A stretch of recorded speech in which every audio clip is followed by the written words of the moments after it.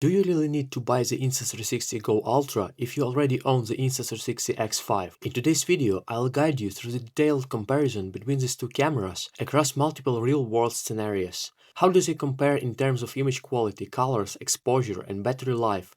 Let's find out. These two cameras are sharing one thing in common. Well, actually two things. The first is a brand name, and the second one is a sensor size. So the first time the sensor size of 1/1.28-inch sensor has been introduced on the Insta360 X5. And luckily, new Insta360 Go Ultra is adopted the same sensor size on their Go camera. It is still before the sunrise time.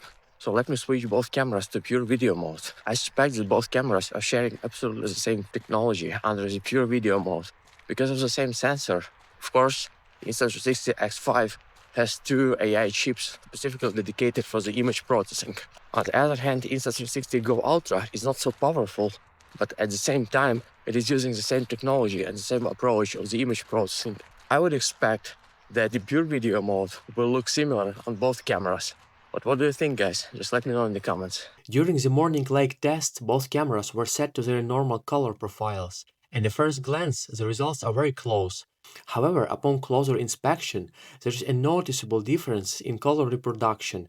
The Insta360 Go Ultra captures a more natural and neutral tone, especially in the blue hues of the water and the warm gradient of the rising sun. The Insta360 X5 in single lens mode leans slightly towards stronger contrast and saturation, producing footage that looks more processed straight out of the camera. Let me just repeat the test. Now I put the camera just a little bit over the ground, so we can see we can be on the same level with evaporating fog over the lake. So just for the references, that's how the lake would look like if you film with 1-inch sensor using Xiaomi 15 Ultra. Well, actually, to my opinion, both cameras filming fantastic. The colors are beautiful. What do you think, guys? Let me know.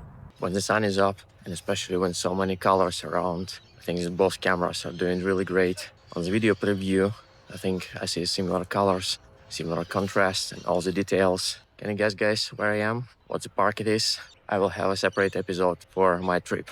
Inside the sunny park, lighting conditions are consistent, and this is where the results between both cameras get much harder to separate. Dynamic range, overall sharpness, and exposure control are nearly identical. Colors in the green leaves, blue skies, bright flowers are reproduced almost the same across both cameras in their standard profiles. Even when analyzing fine details like leaf edges, tree bark, or shadows on the ground, the differences are minimal. Both cameras handle highlights effectively without overexposing, and shadow regions retain texture and clarity. Looking at these clips side by side, it's hard to choose a clear winner here. But what do you think? Which one looks better to your eyes, the Go Ultra or X5? Both cameras filming in a linear view mode. So I'm standing on the rock point.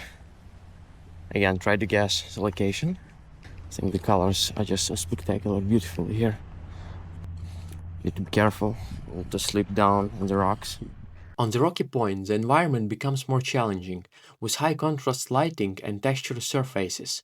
Here, the Insta360 X5 in single lens mode produces footage that appears brighter and more vivid, with boosted highlights and deeper shadows, making the scene visually more striking. The Insta360 Go Ultra, however, maintains a flatter and more natural tone. Colors are less saturated, and the footage feels closer to what the eye actually sees. Transitions between bright sunlight and shades area are smoother, but this also means the image may look slightly less dynamic without color adjustments. For creators who prefer to have maximum control in post-production, the Go Ultra offers a flexible starting point, but if your priority is ready to publish visuals, the X5 gives a stronger result straight out of the camera. When it comes to battery life, both cameras are designed for extended shooting sessions, delivering up to 200 minutes of recording depending on your resolution and stabilization settings.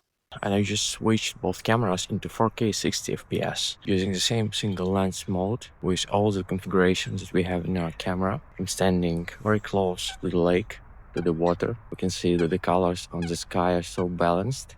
And by the way, it's a good chance to test the sound. We know that the Insta360 X5 is having a stereo sound.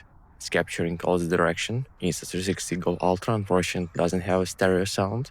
That's why we can hear how it will capture my voice when I'm talking behind the camera. Okay, just continue filming in 4K 60 FPS. pointing the camera to me, myself. I just start moving a little bit, rotating in the same place. And let's see if there is no jittering, how the scenery is changing. So Insta360 X5 preview, it looks beautifully. It's smoothing everything, so nice, so cool. Actually, that's what I'm saying, that this is my favorite, my best camera, X5. But Insta360 Go Ultra, I can't see the preview at the moment. We will see on the large screen.